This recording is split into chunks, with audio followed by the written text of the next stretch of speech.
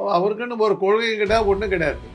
அவரை பொறுத்தவரை ஏதோ அவர் வருமானத்துக்கு அதிகமாக சொத்து சேர்த்து பிச்சு உதவிட்டார். அப்படி அரசியலை விட்டு பயந்து ஓடினவர் அவர். இப்போ திரும்பி வந்து அரசியலுக்கு வர்றாருன்னு அர்த்தம் அதே பயத்தில் ஓடிடுறாரு. அன்றைக்கி ஜெயலலிதா மிரட்டல்னால அரசியலை விட்டு ஓடினார். யாரோ ஒரு நடிகையோட ஒன்றா போனார், கல்யாணத்துக்கு போனார், கருமாந்திக்கு போனார், இதுக்கு போனார். இதை செய்த தவிர அவரை பற்றி என்ன அரசியல் சம்மந்தமான என்ன செய்திகள் இருக்குது? 15 கூட்டத்தில் அவருடைய கூட்டம் பிரபலமானது ஒரே ஒரு கூட்டம் தான், கரூர் கூட்டம். 15 பேரை செத்தாங்க, 41 செத்தாங்க. ஏதோ இந்த அண்ணாமலை வந்ததுக்கு பிறகு அவர் கொஞ்சம் வித்தியாசமான ஸ்டண்டெல்லாம் அடித்ததுனால தான் பாஜக பேராது கொஞ்சமாக தெரிய வந்தது. இல்லாட்டி அதே தெரிஞ்சிருக்கும். இவர் வந்து 2 பசங்களை பெற்றுட்டு பொண்டாட்டி கூட வாழ்றதுக்கு போஷ் இல்லை. இவர் வந்து என்னத்த பெண்களுக்கு பாதுகாப்பு கொடுக்க போறாரு?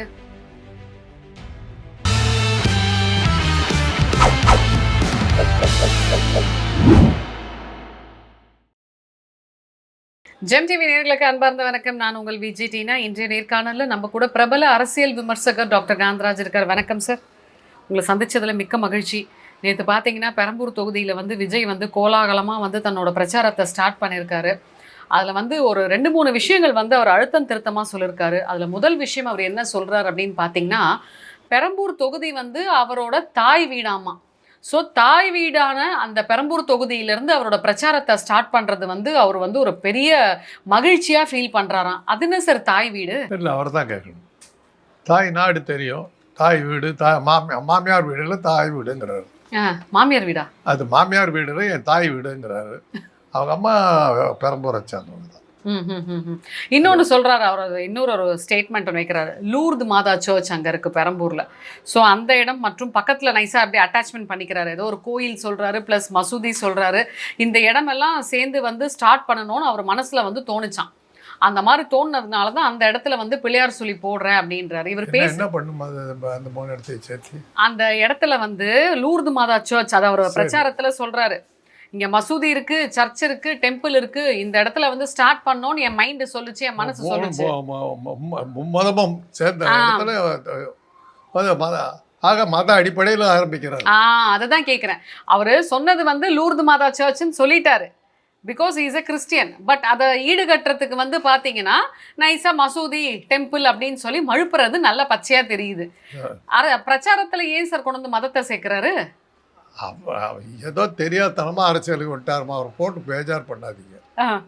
அவர் ஒன்றும் அரசியலுக்கு தானாக விரும்பி வரல, கட்டாயப்படுத்தி மிரட்டப்பட்டு வந்திருக்காரு. அதனால தான் வந்து என்னை காப்பாற்றுன்னு சொல்லி லூர்து மாதா கிட்ட போய் ஆசீர்வாதம் வாங்கிக்கிட்டு பிரச்சாரத்தை ஆரம்பிச்சிருக்காரு. பெரியார் படத்தையும் வைப்பார், எல்லாத்தையும் வைப்பார், எல்லா கதையெல்லாம் விடுவார். அவருக்குன்னு ஒரு கொள்கை கிடையாது, ஒன்றும் கிடையாது. அவரை பொறுத்தவரை ஏதோ அவர் வருமானத்துக்கு அதிகமாக சொத்து சேர்த்து பிச்சு உதவிட்டார். அமித்ஷா கிட்ட சிக்கிக்கிட்டார். அமித்ஷா கிட்டேருந்து வெளியில் வர முடியலன்னும் போது எலெக்ஷனில் கட்டாயம் நிற்க வேண்டிய கட்டாயத்துக்கு ஆளாயிட்டார். இவர் கட்டாயத்தில் நிற்கிறாரு, நீங்கள் இன்னமும் நம்புறீங்களா? ஏமா, அவங்க அப்பா வந்து கட்சி ஒன்று ஆரம்பித்தார். ஆமாம், ஜெயலலிதா பீரியடில் ஒரு நாள் அந்த அம்மா கூப்பிட்டு அமிச்சிது. போனார், காலைல 11 மணிக்கு போனார். 4 மணி வரலாம் அந்த அவரை பார்க்கவே இல்லை அந்த அம்மா. 4 மணிக்கு ஒரு ஆள் ஆஃபீஸர் ஒருத்தர் வந்து, சார் அப்புறம் அம்மா உங்களை அப்புறமா பார்க்குறதா சொன்னால் போக சொல்லிட்டாங்க. பார்க்கக்கூடல, அவருக்கு பேர் தெரிஞ்சு போச்சு. நேராக வந்தார், அவங்க அப்பா கூப்பிட்டாரு. அரசியல்னு பேசுறதா இருந்தால் உனக்கு எனக்கு உறவே கிடையாது, கட்சியை மூடுனார். அவங்க அப்பா மூடிட்டார். இல்லாட்டி அந்த கட்சி இருந்ததுன்னா இன்றைக்கி 15 வருஷம் ஆச்சு. அப்படி அரசியலை விட்டு பயந்து ஓடினவர் அவர். இப்போ திரும்பி வந்து அரசியலுக்கு வர்றாருன்னு அர்த்தம் அதே பயத்தில் ஓடிடுறார். அன்றைக்கி ஜெயலலிதா மிரட்டல்னால அரசியலை விட்டு ஓடினார். இன்றைக்கி அமித்ஷா மிரட்டல்னால அரசியலுக்கு வந்திருக்காரு. அரசியலுக்கு வந்தாலும் பார்த்தாங்க அரசியல் ரீதியாக அவர் இன்றைக்கி ஒன்றும் எதுவுமே பேசலையே. என்ன அரசியல் பேசினார்? ஒன்றும் பேசலை. அவரை பற்றிய செய்திகள்லாம் என்ன செய்திகள் வருது?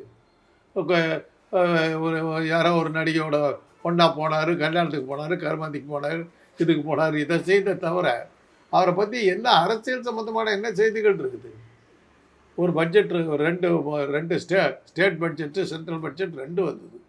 அதை பற்றி அந்த பட்ஜெட்டை பற்றி ஒரு அனாலிசிஸ் பண்ணி இதில் இதை செஞ்சுருக்கலாம், இதை செய்யலை, இந்த தவறு நடந்துருக்குது, இது இப்போ சரியாக இருக்குது, இதுக்கு இந்த விளைவு எதிர்பார்த்த மாதிரி இருக்காது, அந்த விமர்சனம் கொடுத்துருக்கலாம். இல்லை, அதையும் காணும்.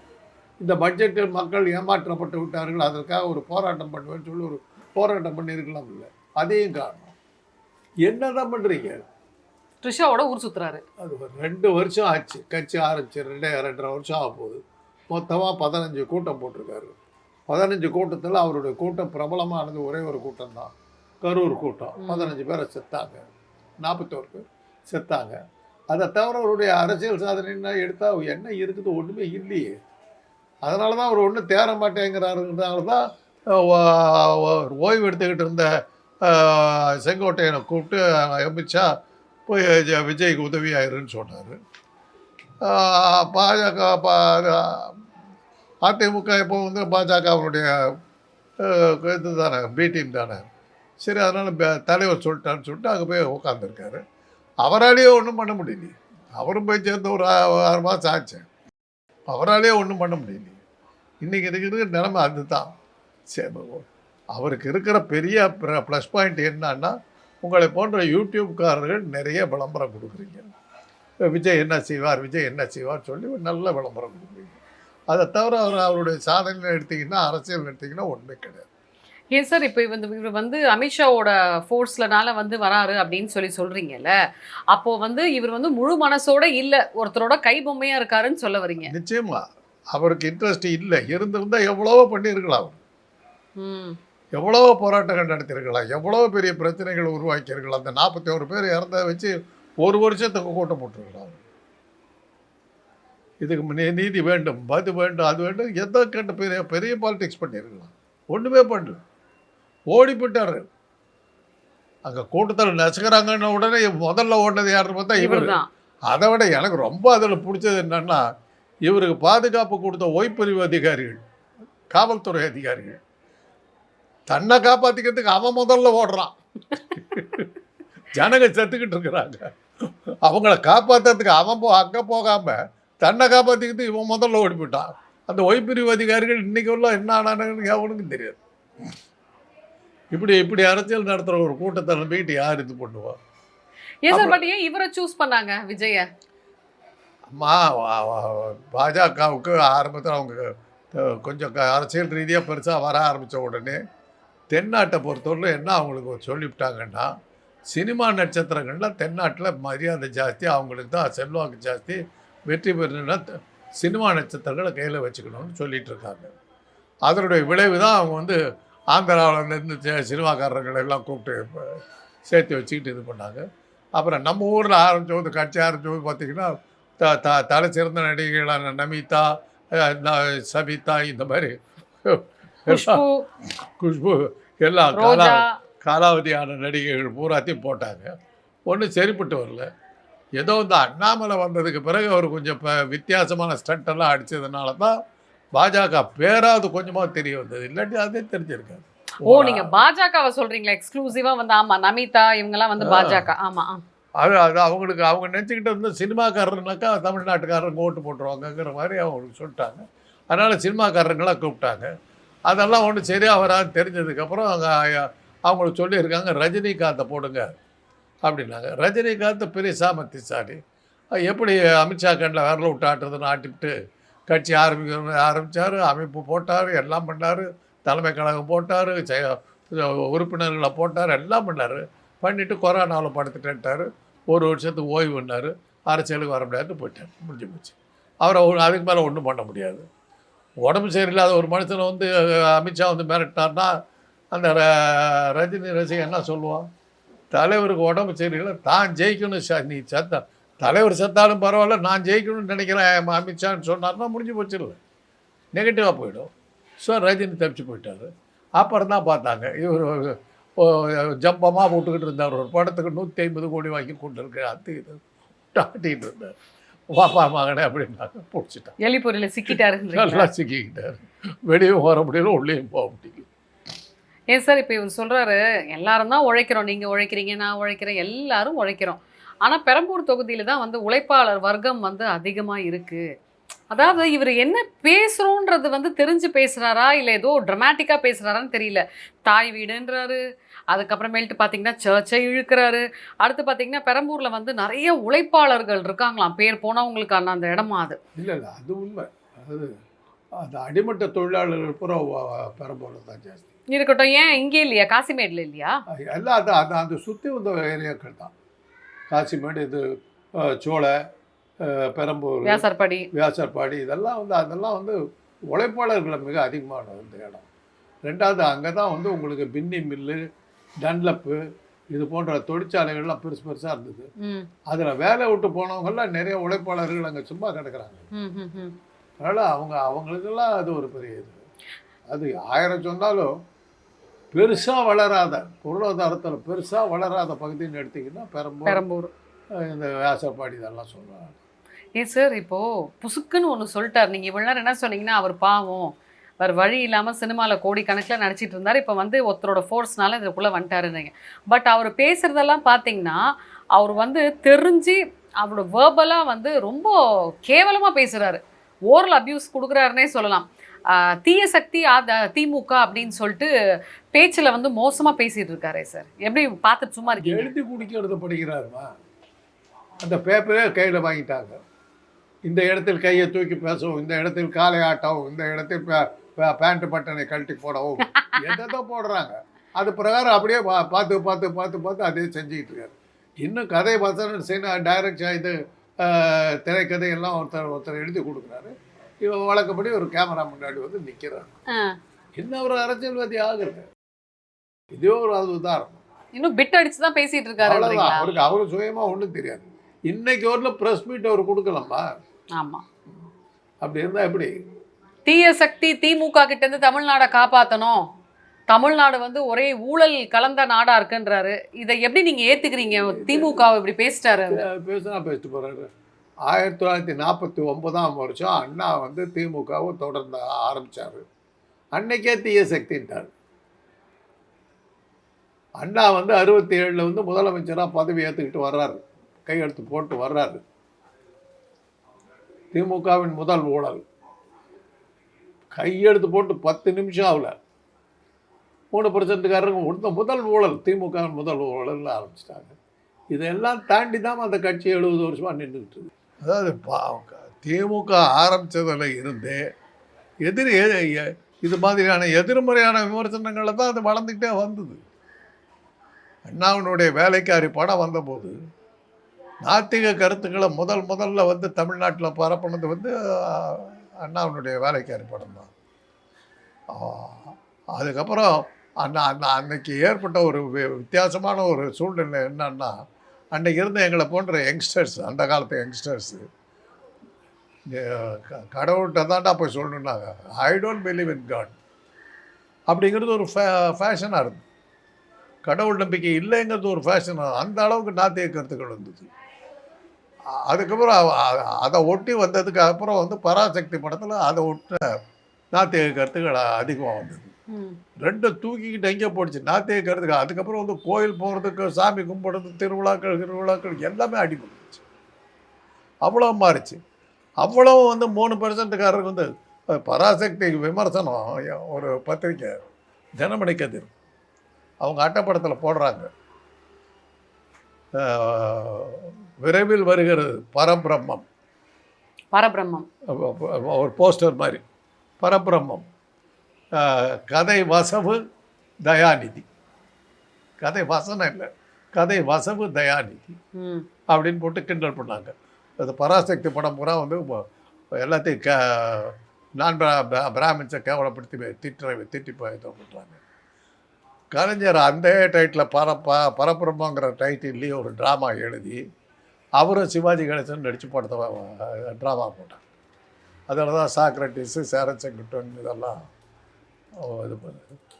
அதை வச்சு அதில் இது பண்ணாங்க. அது மாதிரி திமுக ஆரம்பித்த அன்னையிலேருந்து இந்த எதிர்மறையான கருத்துக்களோடு தான் வர்றாங்க. இன்னைக்கு இந்த சின்ன பையன் ஐஸ் ஃப்ரூட் சாப்பிட்டு பேசிக்கிட்டு பையன் இன்னொன்று இப்போ வந்து பார்த்தீங்கன்னா ஆளும் கட்சியாக இருக்கட்டும் ஆண்ட கட்சியாக கூட இருக்கட்டுமே எல்லா காலத்துலேயுமே வந்து ஒரு சில விஷயங்கள் இருந்துட்டு தான் இருக்கும், புரியுதுங்களா? அதையே வந்து இப்போ இவங்களான்னு சொல்லிட்டு திமுக அப்படின்னு குறிப்பிட்டு வரும்போது மட்டும் விஜய் வந்து என்ன சொல்கிறார், ஒரே அரசியல் வந்து சரி சாரி விஜய் என்ன சொல்கிறாருன்னா வந்துட்டு ஒரே ஊழலாக இருக்குது, ஆட்சி சரியில்லை, பெண்களுக்கு பாதுகாப்பு இல்லை சார், பெண்களால் வந்து நைட்டு வந்து வெளியில் போக முடியல, ஒரே ரேப் நடக்குது அப்படின்னு சொல்லி சொல்கிறாரு. அது எல்லா கட்சிக்காரரும் சொல்கிறதாம்மா. ஒவ்வொரு தேர்தல் அப்போ பெண்களுக்கு பாதுகாப்பு இல்லை, பெண்களுக்கு அரிசி கிடைக்கல, அது கிடைக்கலங்கிறதால தான் வழக்கமாக சொல்கிறேன். இது ஒரு கூட்டத்தில் சொன்னார், நான் ஆட்சிக்கு வந்தால் பெண்களுக்கு சானிட்டரி நாப்கின்ஸ் இலவசமாக கொடுப்பேன்னாரு. பக்கத்தில் சொன்னாங்க 6 மாதமாக கொடுத்துக்கிட்டு இருக்காங்க, கொடுத்துக்கிட்டு இருக்காங்களா, அதை சரியாக கொடுப்பேன்னாரு.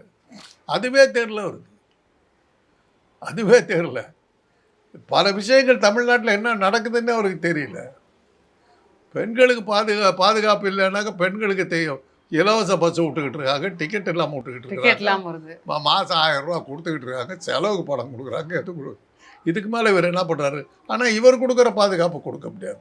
என்ன கொடுப்பாரு? ஒரு தனி பிளேனில் உட்கார வச்சு கூப்பிட்டு போகிற பாதுகாப்பெல்லாம் கொடுக்கும். நாய்க்குட்டிக்கே எவ்வளோலாம் கிராண்டாக பண்ணார் அவர். அப்போ அவரோட பாதுகாப்பு ஸ்பெஷலாக தான் இருக்கும். அந்த மாதிரி பாதுகாப்பெல்லாம் பிளேனில் கூட மடியிலேயே உட்கார வச்சுட்டு. ஏன் சார், எனக்கு ஒரு டவுட்டு. இப்போது யாராக வேணா இருக்கட்டுமே, ஜெயலலிதா அம்மாவாக இருக்கட்டும், இல்லை நம்ம ஸ்டாலின் சாராக இருக்கட்டும், யாராக வேணா இருக்கட்டுமே, தனிப்பட்டலோட லைஃப்பில் விட அவங்க வந்து இப்போ அரசியலுக்கு வந்ததுக்கப்புறம் எந்த ஒரு புகைப்படமும் சரி, எந்த ஒரு விஷயமே அவங்கள பற்றி தப்பாக வராது, வந்ததும் இல்லை. இப்போ ஜெயலலிதா அம்மா போய் எந்த ஆண்மகனோட போய் செல்ஃபி போடலை, இப்போ யாரோடையும் போடலை, புரியுதுங்களா? ஏன்னா அவங்களுக்கு அந்த ப்ரொஃபஷனல் எத்திக்ஸ் இருக்குது, நம்ம அரசியலில் இருக்கோம் அப்படின்னு சொல்லிட்டு. இவர் த்ரிஷாவோட போய் செல்ஃபி போட்டுக்கிட்டு இருக்காரு, எல்லாம் பண்ணிக்கிட்டு இருக்காரு, அரசியல்லையும் வந்து நிற்கிறாரு. இவருக்கு என்ன எத்திக்ஸ் இருக்குது ஆளும் கட்சியை பேச? அதான் நான் தான் சொல்கிறேன்னு, ஒரு அரசியலை சீரியஸாக எடுத்துக்கல, என்ன பண்ணிடுவேங்கிறாரு. ஜெயலலிதாவையும் எம்ஜிஆரையும் ஏற்றுக்கும் போது என்னையே ஏற்றுக்கூடாதுங்கிறார். அவ்வளோதான். அவங்க மனைவி வந்து கேவலப்படுத்தி பேசுகிறாங்க, அதை பற்றி அவர் கவலைப்பட்டுக்கல. பெண்களுக்கு பாதுகாப்பு இல்லைன்னு சொல்கிறாங்க. இவர் பொண்டாட்டி இவரோட இருக்காரு, பொண்டாட்டியை போய் வச்சு போய் காப்பாற்ற துப்பு இல்லை, அதை பேசுறதுக்கு அதுலேயே அடிபட்டு போயிடுறாரு. அரசியல் ரீதியாக அவரால் நிற்க முடியல. அதுதான் என்னோட அடுத்த கேள்வியாக இருந்தது. அதாவது பெண்களே அந்த பெரம்பூர் தொகுதியில் அவரோட பிரச்சாரத்தை கவனிங்க, உங்களுக்கெல்லாம் பாதுகாப்பே இல்லை, பேர் சொல்லி சொல்கிறாரு. ஸ்டாலின் வந்து பாதுகாப்பே கொடுக்கல, இந்த ஆளும் கட்சியில் வந்து பெண்களுக்கு பாதுகாப்பு இல்லை அப்படின்றாரு. நான் என்ன சொல்கிறேன், நைட்டு 12 மணிக்கு கொழுப்பெடுத்து லேடிஸ் வெளியில் போனால் பாதுகாப்பு தரணும்னு என்ன இந்த கவர்மெண்ட்டுக்கு ஏதாவது இருக்கா என்ன? அதை விட்டுருங்க. இவர் வந்து 2 பசங்களை பெற்றுட்டு பொண்டாட்டி கூட வாழ்கிறதுக்கு பௌஷ் இல்லை, இவர் வந்து என்னத்தை பெண்களுக்கு பாதுகாப்பு கொடுக்க போகிறாரு? அது அவ்வளோதான், கேள்வியிலேயே பதில் இருக்குது. ஸ்டாலினாவது வேற பாதுகாப்பு கொடுப்பாரு, நான் என் ஆட்சிக்கு வந்தாக்கா அது கூட இருக்காது. இவர் பிளெயினில் மடியில் உட்காந்துட்டு. சரி சார், இப்போ உங்களோட எக்ஸ்பீரியன்ஸில் பார்த்தீங்கன்னா நீங்கள் எவ்வளோ விஷயங்கள் பார்த்துருப்பீங்க இல்லையா? சட்ட ஒழுங்குனா என்னன்னு நினைக்கிறீங்க? சட்டம் ஒழுங்குங்கிறது வந்து காப்பாற்றுறதுங்கிறது நடக்கிற காரியம் இல்லைம்மா. ஏதாவது ஒரு இடத்துல ஒரு சட்டமும் ஒரு ஒழுங்கும் கெட்டுக்கிட்டு தான் இருக்கும். இல்லை அவனா சட்ட ஒழுங்கு இல்லை சட்ட ஒழுங்கு இல்லைன்றாங்க. அந்த சட்ட ஒழுங்கு அரசியல்வாதிகளுக்கு அதை தவிர வேற என்ன இருக்குது? இவர்கள் ஆட்சிக்கு வந்த பிறகு சட்டம் ஒழுங்கு சரியில்லைன்னு சொல்கிறது தான் ஒரே அரசியல், வேற என்னத்த சொல்ல முடியும்? இப்போ நடக்க போகிற எலெக்ஷனில் யார் வருவான்னு உங்களால் கெஸ் பண்ண முடியுமா சார்? ஞானேஷ்குமார் யாரை முடிவு எடுத்திருக்காரோ அவங்க தான் வருவாங்க. இல்லை நான் என்ன சொல்ல வரேன்னா, விஜய் சொல்கிறாரு பிரச்சாரத்தில், வர எலெக்ஷனில் வந்து ஸ்டாலின் ரிட்டையர் ஆகி வீட்டுக்கு போக வேண்டியதான், அவர்லாம் வரமாட்டார், கிளம்பு அப்படின்ற மாதிரி பேசுகிறாரு சார் ஓப்பனாகவே. அவராவது வயசாகிது கிளம்புறாரு, உனக்கு மூல வளர்ச்சியே இல்லைங்கிறாங்களே, ஒன்று வேற எங்கேயோ ஒன்று அட்மிட் பண்ணிடுவாங்கங்கிற மாதிரி பேசுகிறாங்களே. அதான் ரஜினிகாந்த் படத்தில் வந்த வசனம் தான். ஒரு குள்ளம் ஒருத்தன் வந்து ரஜினி வந்து கிட்ட மிரட்டிக்கிட்டே இருப்பான். அப்படி ஒரு சமயத்தில் வந்து ரஜினி பார்த்து முளைச்சி 3 இலை உடல என்ன மிரட்டியா நீன்வான் அப்படி அந்த குள்ள. அருணாச்சல படம் பாம்பா ஏதோ ஒன்று, முளைச்சி 3 இலை உடல நீ என்ன மிரட்டியான்னுவா அப்படி அந்த குள்ள. இவர் சொல்லுவார், டே நான் முளைச்சி 3 இலை தாண்டா உடல, நீ முளைக்கவே இல்லை. அதுதான் அவன் கேஸ், நீ இன்னும் முளைக்கவே இல்லை, நீ என்ன உளறிட்டு இருக்கிற ஏதோ அந்த. அப்புறம் தான் தராசு ஷாம் தான் கரெக்டாக சொன்னார், 5 லட்சம் பேருக்கு அவங்க அமௌண்ட்டு கொடுத்து வச்சுருக்காங்க, அந்த 5 லட்சம் பேர் தான் எங்கே ஒரு கூட்டம் நடத்துகிறாலும் அந்த 5 லட்சம் பேர் தான் இருக்காங்க. ஓஹோ, வேறு யாரும் புதுசு கிடையாது, அவங்க தான் வந்து பேசிட்டு கூட்டமாக இருக்கிறாங்க. உங்களுக்கு உங்களோட வயசு அனுபவம், அரசியல் அனுபவமாக இருக்கட்டும், நிறைய விஷயங்கள் நீங்கள் பார்த்துருப்பீங்க இல்லையா சார்? இந்த போதை பொருள்ன்றது காலங்காலமாக இருக்கக்கூடிய ஒரு விஷயம் தானே. ஆனால் வந்து ஏன் இப்போ மட்டும் இவரோட ஆளும் கட்சியில் வந்துட்டு ஓவராக பேசுகிறாங்க? இப்போ இவர் என்ன சொல்ல, டீ கடையில் போய் யாராலையும் நிம்மதியாக டீ குடிக்க முடியல, டீ கடையில் நின்று டீ குடித்தா போதைப் பொருள் போட்டு வந்து வெட்டுறானுங்க, அவ்வளோ வந்து சேஃப் இல்லாமல் இருக்குது இப்போ இருக்க கவர்மெண்ட்டுன்றாரு. இது இந்தியாவிலே ஒரு வேடிக்கையான ஒரு விஷயம் என்ன தெரியுங்களா? ம் இந்தியா முழுக்க மது விலக்கு ரத்து. ம் இந்தியா முழுக்க நீங்கள் தண்ணி அடிக்கலாம், ம் குஜராத்தை தவிர ம் எங்கே வேணாலும் தண்ணி அடிக்கலாம். ஓ ஆனால் தமிழ்நாட்டில் தான் போதை அப்படிம்பாங்க. விழுப்புரத்தில் இருப்பான், பாண்டிச்சேரியில் குடிச்சு விட்டு வந்து விழுப்புரத்தை வந்து கத்திக்கிட்டு இருப்பான். ம் ம் ம் அங்கே குடிக்கலாம், இங்கே ஆனால் குடிக்கக்கூடாது. இந்தியா முழுக்க குடிக்கலாம், இங்கே மாத்திரம் தான் இந்த போய் பேசுறது குடிக்காதேங்கிறது. நிறுத்திவிட்டா எங்கே போவ? நீ விட்டுருவியா? நீ ஒன்றும் இல்லைம்மா, எம்ஜிஆர் ஆட்சியில் மது விலக்கு ரொம்ப பாட்டு சீரியஸாக கொண்டாங்க. அப்போ நாங்கள் வந்து கும்மிடிப்பூண்டியில் ஒரு கேம்ப் இருந்தது எங்களுக்கு. வாரத்தில் 3 நாள் போவோம். இந்த கும்மிடிப்பூண்டி போகிற வழியில் ஆந்திராவை கொஞ்சம் கிராஸ் பண்ணுவோம். குறுக்க ஒரு 10 கிலோமீட்டர் வந்து ஆந்திராவுக்குள்ளார போவோம். அந்த இடத்துல சாராயம் வைப்பான். உடனே நாங்கள் இறங்கி எல்லாம் சாராயம் குடிச்சுட்டு ஏறி போடுவோம். ஆமாம், கும்மிடிப்பூண்டி போனாக்கா அங்கே குடிக்க முடியாது, இங்கே குடிச்சிட்டு போயிடுவோம். திருப்பி வரும்போது கும்மிடிப்பூண்டி திரும்பி வரும்போது இங்கே குடிச்சுட்டு வருவோம். தேக்கடி இருக்குது வேடிக்கை. தேக்கடியில் வந்து கரெக்டாக ஒரு கோடு போட்டிருப்பாங்க. அந்த கோட்டுக்கு அந்த பக்கம் அந்த கேரளா, இந்த பக்கம் தமிழ்நாடு. குடிச்சுவிட்டு இந்த கோட்டு பக்கமாக குடிச்சுவிட்டு அந்த பக்கம் விழுந்தீங்கன்னா அரெஸ்ட் ஆகிடுவீங்க. ஐயோ, பாதியாக விழுந்தீங்கன்னா பாதி உடம்புக்கு அரெஸ்ட் பண்ணுவாங்க. காமெடி இருக்கு சார். இது எப்படி உலகம் முழுக்க விற்கப்படுற ஒரு பொருள்.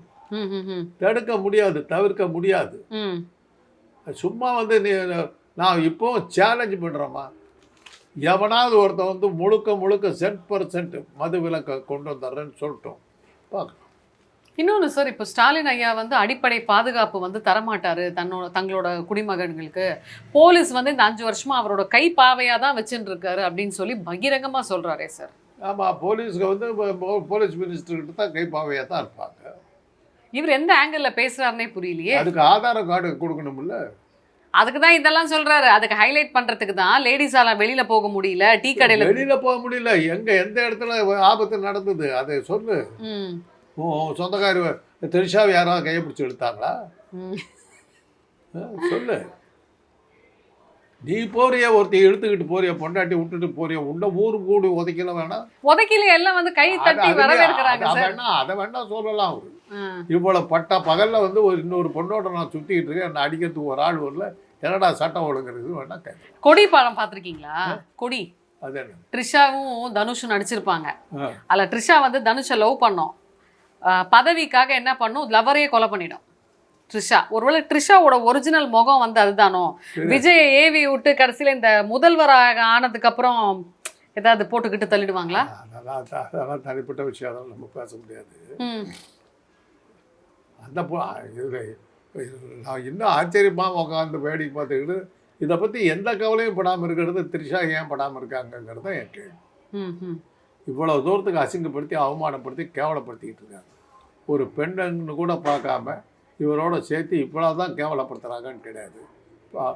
அதில் இன்னும் என்ன அசிங்கன்னாக்கா, அண்ணா திமுககாரர்கள்லாம் பனையூர் ஐயா ஏதோ ஒரு இடத்துல தங்கி இருந்த போது எந்த பொண்ணு வேணுன்னு போது த்ரிஷாவை கூட்டிகிட்டு போய் வச்சுருந்ததெல்லாம் தகவல் கொடுத்து. எந்த இதில் அவங்க எம்எல்ஏக்கள் எல்லாம் தனியாக இங்கே பற்றிக்க வச்சுருந்தாங்க. அதை இது மாயாஜால் பக்கத்தில் தெரியும். அப்போ வந்து அவங்களுக்கு சந்தோஷத்தெல்லாம் கொடுத்த வந்து த்ரிஷாங்கிற மாதிரிலாம் கதைகள்லாம் வருது.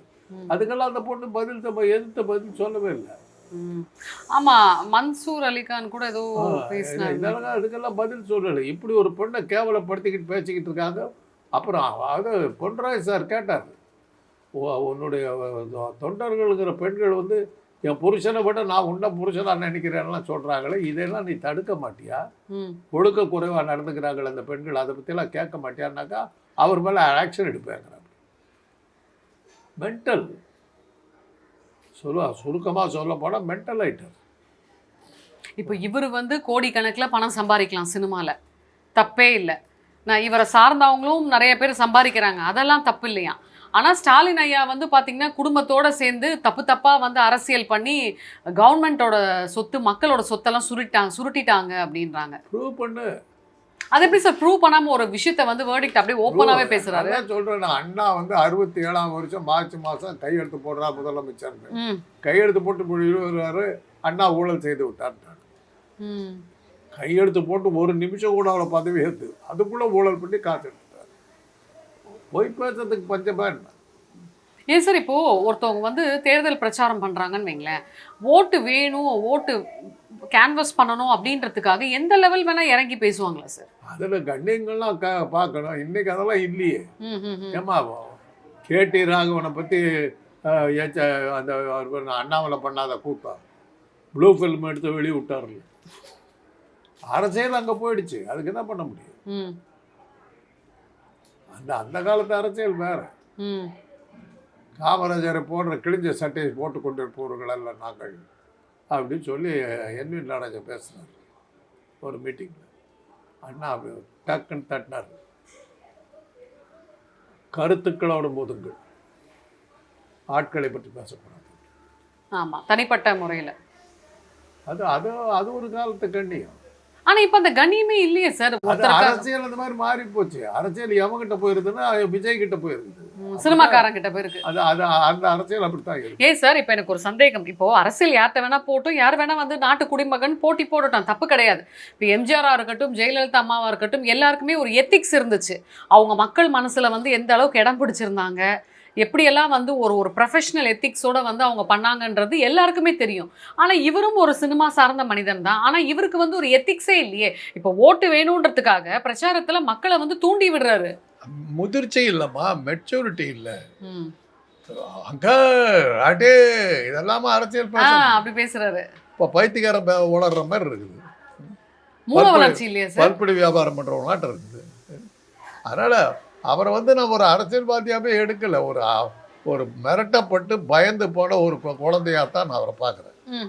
அமித்ஷாவினுடைய பிடியில் சிக்கிக்கொண்டு வெளியே வர முடியாமல் தவித்து கொண்டு இருக்கின்ற ஒரு பரிதாபத்துக்குரிய ஒரு இளைஞனாக தான் இவரை விஜயை நான் பார்க்குறேன். ஏன் சார் இப்போ டாஸ்மார்க்காக இருக்கட்டும், ஆவுனா வந்து இப்போ ஒரு ஆட்சி மாறப்போகுது, அதாவது இப்போ ஒரு எலெக்ஷன் வரப்போகுது அப்படின்னாலே வந்து பார்த்தீங்கன்னா இப்போ ஆப்போசிட்டில் இருக்க ஆளுங்கள்லாம் என்ன பேசுவாங்க அப்படின்னா பெண்கள் பாதுகாப்பு பேசுவாங்க.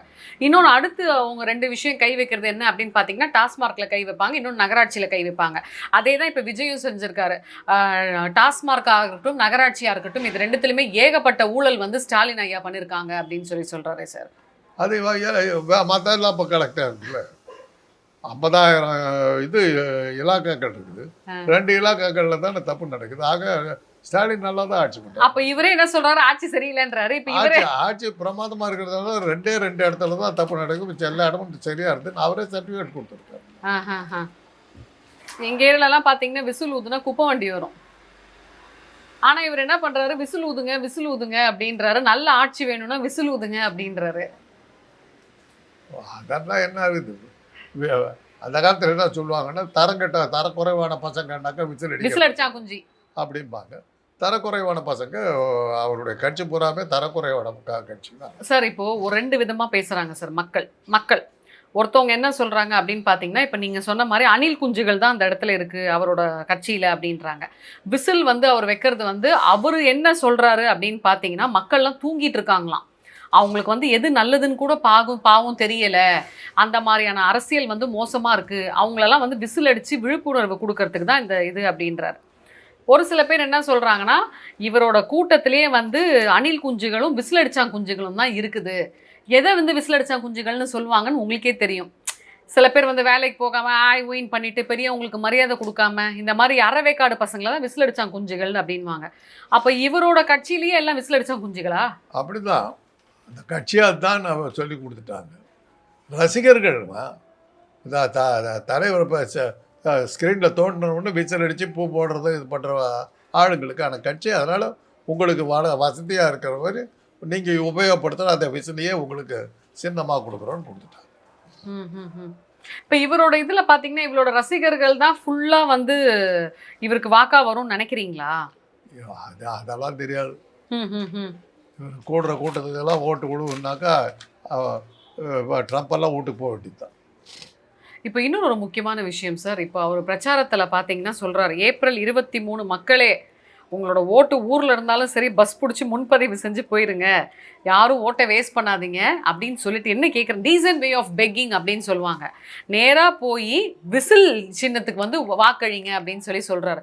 இது வந்து ஒரு விதமா டீசன்ட் வே ஆஃப் பெக்கிங்கா? அது கேட்க கேட்டிங்களா? சூரியன் சின்னத்துக்கு வாக்கு அளியுங்கள் கேட்குறாங்களா? அதெல்லாம் அது டீசெண்டா சொல்றாங்க சார். இவர் தாக்கி பேசியில சொல்றாரு. அவருக்கு அதுக்கு மேலே தெரியாது. அவருடைய டீசன்சிக்கு அவருடைய நாகரிகத்தை அந்த மாதிரி அவர் பேசுகிறார். சார், இப்போ உங்ககிட்ட நான் தனிப்பட்ட முறையில கேட்குறேன். இப்போ இவருக்கு வந்து அரசியலுக்கு அன்ஃபிட்னு சொல்லிட்டீங்க. ஏன்னா ஃபேமிலி லைஃப்க்கு அன்ஃபிட். 2 பசங்களை பெற்றுட்டு பொண்டாட்டியை விட்டுட்டு இவர் வந்து ட்ரிஷாவோட சுற்றிட்டு இருக்காரு. அங்கேயே ஜீரோ. இவர் வந்து நாட்டு லேடிஸ்க்காக என்ன பண்ண போறாருன்னு தெரியல. சரி, ஓகே. இப்போ அரசியலுக்கு அன்ஃபிட்டாக இருக்கக்கூடிய இவர் என்ன விதமான ஆட்சியை கொடுப்பாருன்னு நினைக்கிறீங்க? முதல்ல அவருக்கு ஏதாவது கொள்கை இருக்குதா, லட்சியம் இருக்குதா, எதுக்காக கட்சி ஆரம்பித்தார், அந்த கட்சி கொடியில் என்ன இருக்குது, ஏதாவது இருக்குதா, எங்கே அவருடைய கட்சி ஆஃபீஸ் எங்கே இருக்குது, ஒவ்வொரு மாவட்டத்திலையும் அந்த கட்சி ஆஃபீஸ் இருக்குதா, ஒவ்வொரு மாவட்டத்துக்கும் தலைவர்கள் இருக்காங்களா, நிர்வாக குழு உறுப்பினர்கள் இருக்காங்களா, செயற்குழு இருக்குதா, பொதுக்குழு இருக்குதா, அந்த கட்சி கொடி எங்கேயாவது தமிழ்நாட்டில் எங்கேயாவது பறக்குதா சொல்லுங்கள். அதுக்கப்புறம் அவரை பற்றி பேசலாம். நீங்கள் இவ்வளோ நேரத்தை வீண் பண்ணிட்டு உங்கள் நேரத்தை வீண் பண்ணிட்டீங்க. இல்லாத ஒரு தலைவனை அப்ப அவர் வர மாட்டாரு. இல்லாத ஒரு தலைவனை இருக்கிறதா காட்டுறதுக்கு எவ்வளவோ மூச்சு பிடிச்சி பேசிக்கிட்டு இருந்தீங்க. அப்போ அவரு வர மாட்டாருன்றதுதான் உங்க உறுதி. இல்லவே இல்லை. ஆட்டத்திலேயே இல்ல, கேம்லயே இல்லை. சரி, மக்களுக்கு என்ன சார் சொல்ல விரும்புறீங்க? தனிப்பட்ட முறையில காந்தராஜோட கருத்துன்னு இருக்கும்ல. எனக்கு இவர் இந்த யாரை கேட்குறீங்க? விஜய் விஜய் பற்றி கேட்குறதெல்லாம் எனக்கு அர்த்தம் இல்லை. நான் அவரை பற்றி நான் பேச விரும்புகிறேன். அவர் ஆட்டையிலேயே இல்லை. அவரை பற்றியெல்லாம் நான் பேச விரும்புகிறேன். Super sir. ஸோ நிறைய விஷயங்கள் வந்து மக்களுக்கு புரிகிற மாதிரி உங்கள் ஸ்டைலில் ரொம்ப ஸ்ட்ரெயிட் ஃபார்வர்டான கருத்துக்களை கொஞ்சம் கூட பயம் இல்லாமல் ரொம்ப அழகாக பதிவு பண்ணீங்க சார். மிக்க மகிழ்ச்சி. நன்றி.